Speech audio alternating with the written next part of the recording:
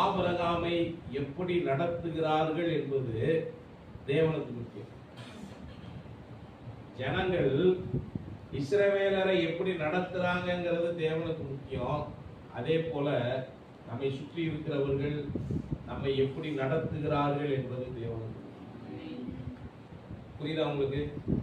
அவருடைய திட்டங்கள் நம்முடைய வாழ்க்கையில் அவர் நிறைவேற்றுகிறதுனால, அவருடைய திட்டங்களில் நாம் இணைக்கப்பட்டிருக்கிறதுனால தேவன் நம்முடைய வாழ்க்கையை குறித்து இவ்வளவு கவனம் உள்ள தேவனாக இருக்கிறார், இவ்வளவு அவர் கரிசனை உள்ள தேவனாக இருக்கிறார். நல்லா புரிந்து கொள்ளுங்க. தேவ திட்டத்தை நாம் சுமந்து கொண்டு நிற்பதனால இந்த உலகம் நம்மை ஆசீர்வதிக்க வேண்டும் என்று தேவன் எதிர்பார்க்கிறார்.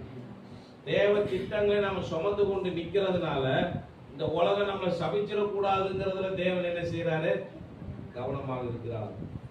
தேவ ஜனத்திற்கு தேவனே பாதுகாப்பாக இருக்கிறார். ஆபிரகாம் ஆண்டவர்கிட்ட எந்த கேள்வியும் கேட்கலங்க. இப்படி தேசத்தை விட்டுட்டு வா, இனத்தை விட்டுட்டு வா, தகப்பன் வீட்டை விட்டுட்டு வான்னு சொல்றீரே, இந்த உலகத்துல எனக்கு என்ன பாதுகாப்புன்னு அவன் கேட்கலங்க. ஏன்னா இந்த 3வது வசனம் தேவன் அவன் மேல் வைத்த பாதுகாப்பு. ஆபிரகாம் பிரயாணமா போறான். ஒரு ஊர்க்காரங்க இவனை வரவேற்கிறாங்கன்னா கர்த்தர் அவங்கள வரவேற்கிறார்.